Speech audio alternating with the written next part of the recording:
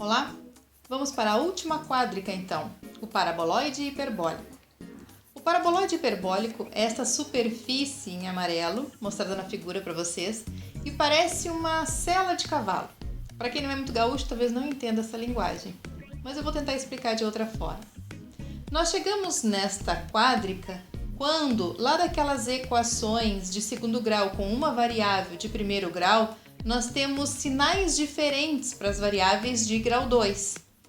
Com as variações de sinal, um positivo e outro negativo, nós vamos encontrar as variadas posições que essa superfície vai se encontrar no nosso espaço cartesiano tridimensional. Para a gente poder enxergar um pouquinho de algumas posições, vamos ver quando o x é negativo, o y é positivo e o z é a variável de primeiro grau. Nós temos então aquela superfície, como eu disse, que parece uma sela de cavalo sobre os eixos y e x, para os casos de c positivo e c negativo na primeira equação. Quando na segunda equação as variáveis de grau 2 são y e z, sendo y positivo, z negativo e x a variável de primeiro grau, parece que essa superfície fica deitada, mas ela está noutra posição, sobre o eixo y, quando A positivo, sobre o eixo z, quando A negativo, mas posicionada no eixo x. Nossa, isso parece bem confuso. Realmente é a superfície mais chatinha de se desenhar, mas eu tenho algumas dicas para dar para vocês. No último caso, nós temos x ao quadrado e z ao quadrado, as variáveis de grau 2, e y a variável de grau 1.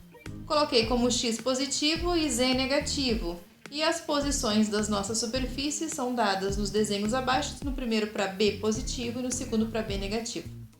Note que se o b for negativo, nós podemos multiplicar toda a equação por menos 1, invertendo o sinal. Negativo ficaria no x e positivo ficaria no z.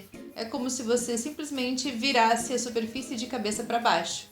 Mas o eixo em que me diz onde ela está, coloquem umas aspas aí, em pé, é o eixo referente à variável de primeiro grau. Vamos ver uma animação para poder entender um pouquinho do comportamento dessa superfície. Nesta equação, nós temos uma superfície com os termos de grau 2 em x e y, e z, a variável de grau 1. E ainda, nesta equação, que gera essa superfície, o y é o termo positivo e x é o termo negativo. Então, olha só o que eu disse. É como se essa superfície em amarelo fosse uma sela de cavalo, ou que a sela de cavalo fosse uma partezinha dessa superfície, já que ela é infinita. Por enquanto, nós estamos tomando na animação o c positivo. Mas no momento em que eu tomar o c negativo, vocês vão ver que ela vira para o eixo x, que é aquele esquema que eu disse para vocês. No momento em que o c é negativo, eu posso multiplicar toda a equação por menos 1. Então, o y, que era positivo, fica negativo, e o x, que era negativo, fica positivo. Agora, é como se a minha equação, ou como se a minha sela, estivesse montada, digamos assim, no eixo x.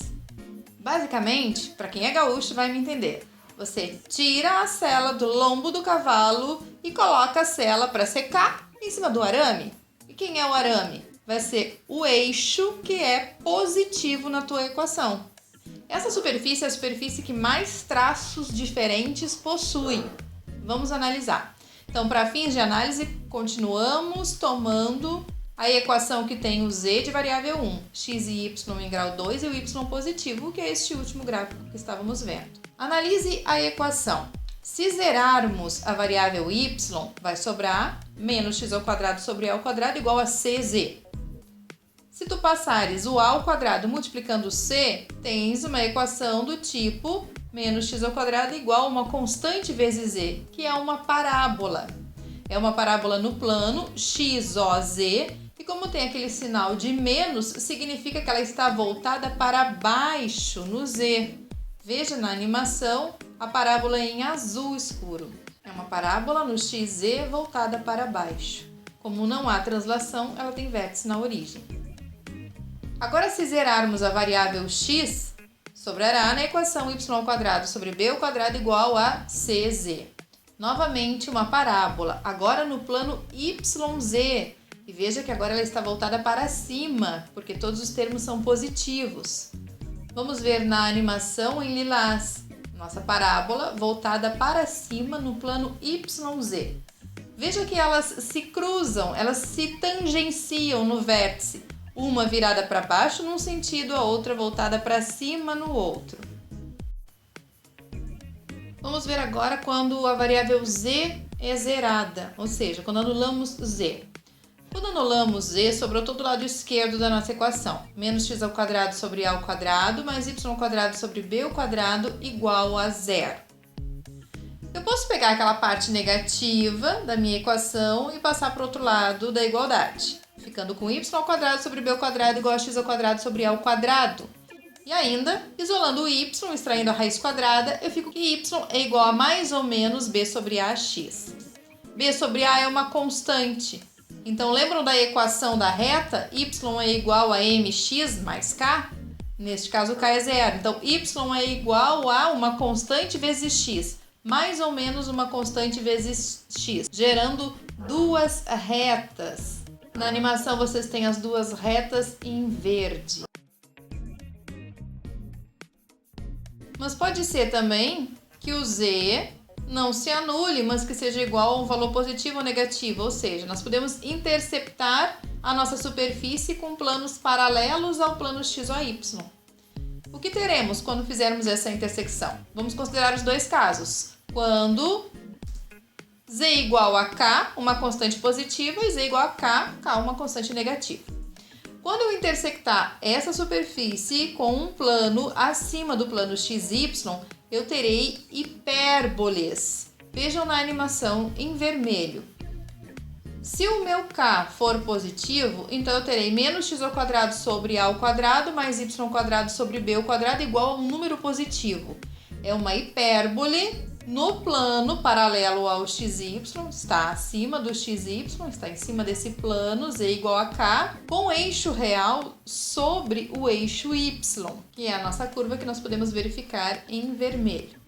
Agora, se eu tomar um plano abaixo do nosso plano xy, um plano z igual a k com k negativo, o que vai acontecer lá na equação? Se o k é negativo, lembra? Eu posso multiplicar toda a equação por menos 1. E aquele sinal negativo vai inverter, vai ficar no y e o x positivo. Se o x for positivo, então o eixo real da minha hipérbole muda para o eixo x. Então veja na animação, em azul claro, a hipérbole gerada na interseção de um plano que está abaixo do xy com a superfície. Obviamente que se a equação do paraboloide hiperbólico tiver outra variação de sinais, outra permutação, outra combinação de variáveis de grau 2 e grau 1, vão mudar os traços. Na verdade, vão mudar os traços em relação aos planos cartesianos e os planos paralelos, mas ainda assim serão retas, parábolas e hipérboles. No próximo vídeo, no exercício, ensinarei a vocês algumas táticas para a gente fazer o gráfico de uma forma bem mais simples, sem se preocupar tanto com muitos detalhes. Bons estudos e até o próximo vídeo!